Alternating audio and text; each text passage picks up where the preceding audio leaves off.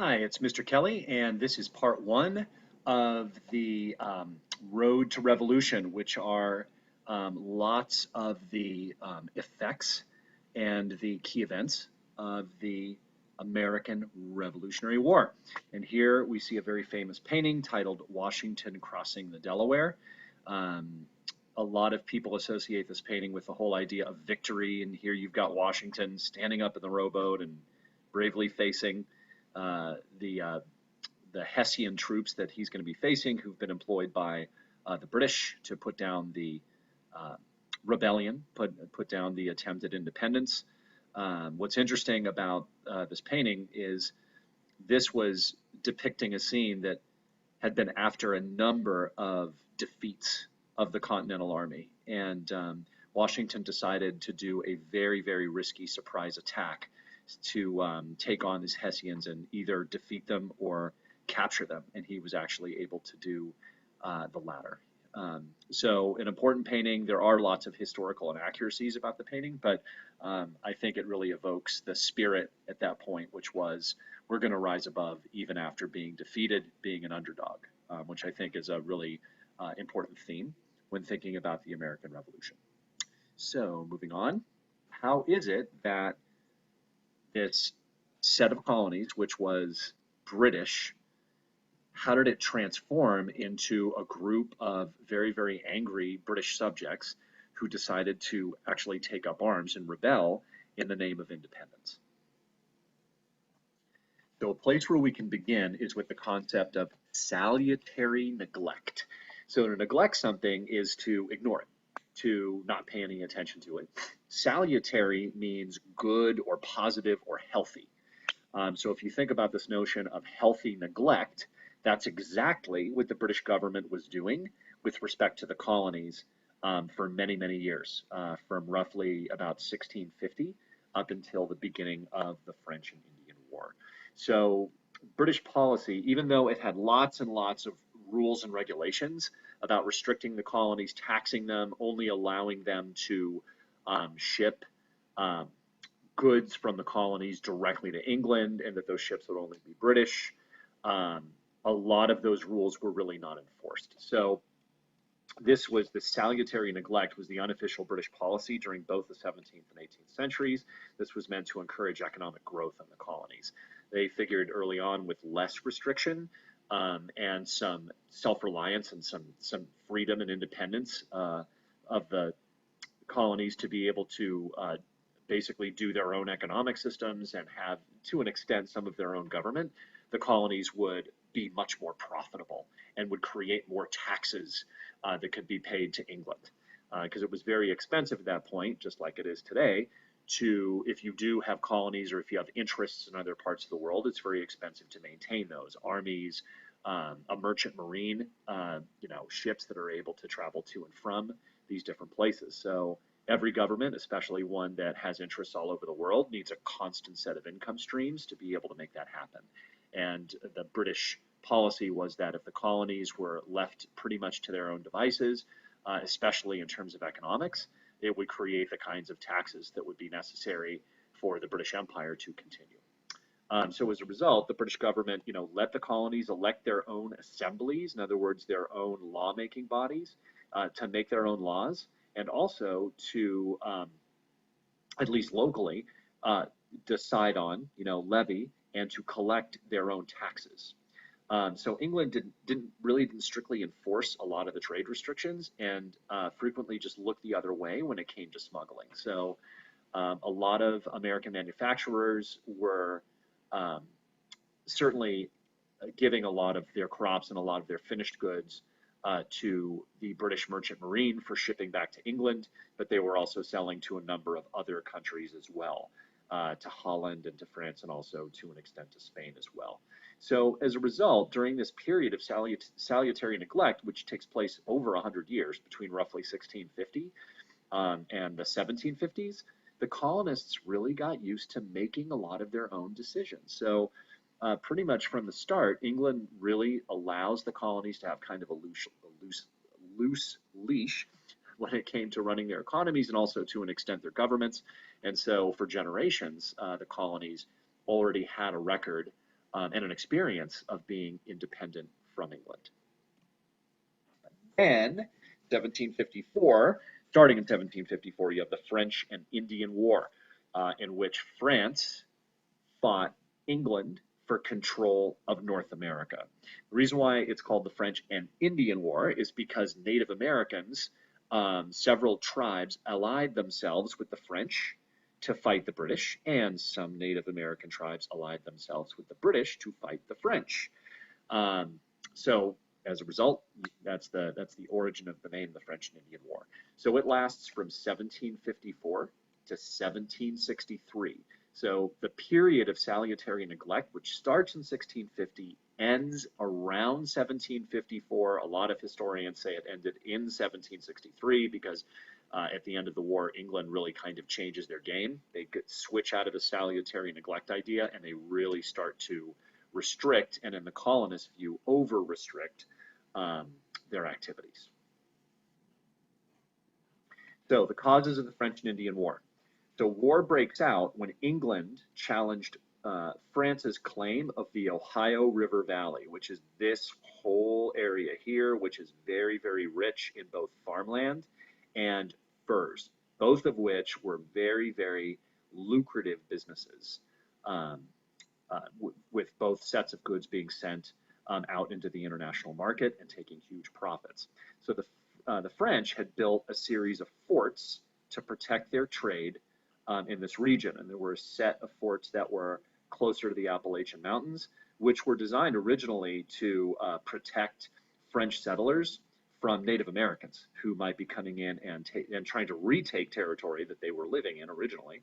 But the British really saw this potentially as a threat to their interests in North America as well. And so war breaks out between France and England, with Native Americans lining up on both sides, both sets of tribes being given promises of being able to get territory back, getting new territory in exchange for their respective alliances with either side.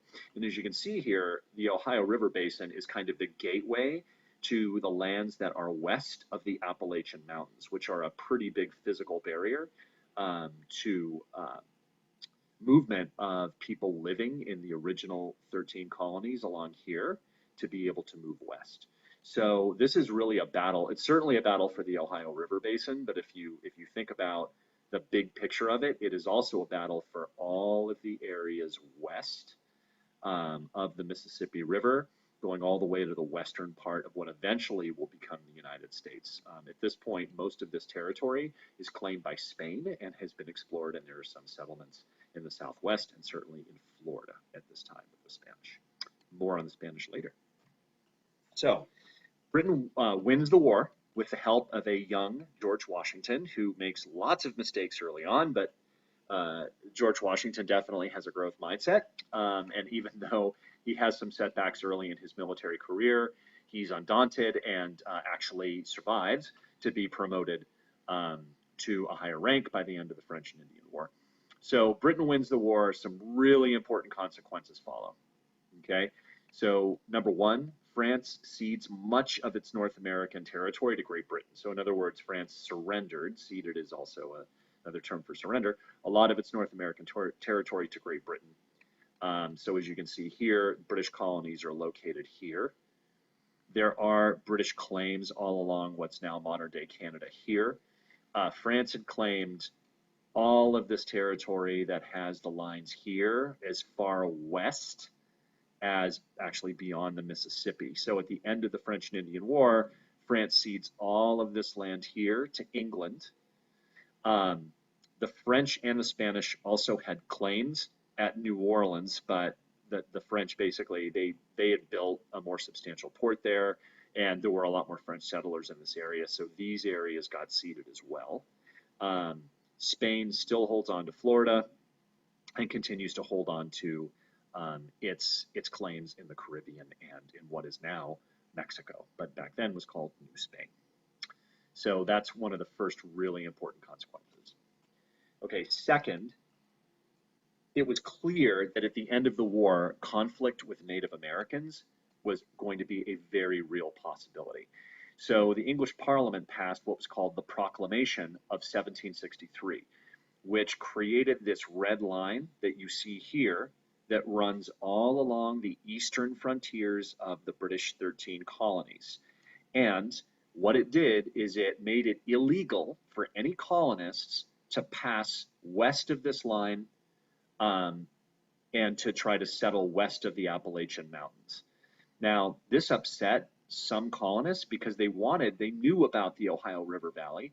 Many of them had fought to take it back from the French and either had been wounded or had family members who were killed, who, they sent men from all these towns in the 13 colonies to fight in the French and Indian War. And now the British are basically saying, nope, can't go beyond this line. We know that you fought and bled for the Ohio River Valley and lands that are west, but you can't settle there. So understandably, a lot of colonists were very angry at this.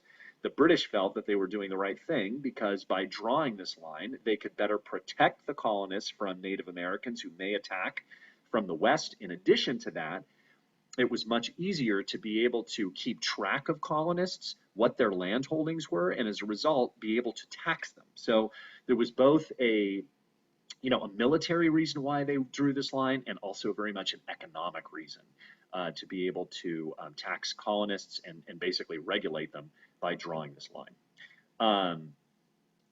Even though the British established this line, many colonists ignored the proclamation and settled in the mountains despite the proclamation.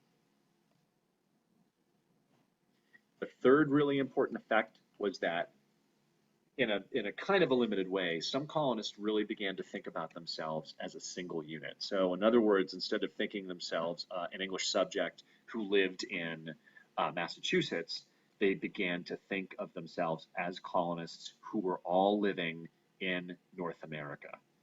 And this feeling is probably, and this impression and the beginning of this culture is a very, very important reason why the 13 colonies eventually will declare independence from England. In fact, right here, you've got a cartoon which was very popular in the year 1754, which was the beginning of the French and Indian War.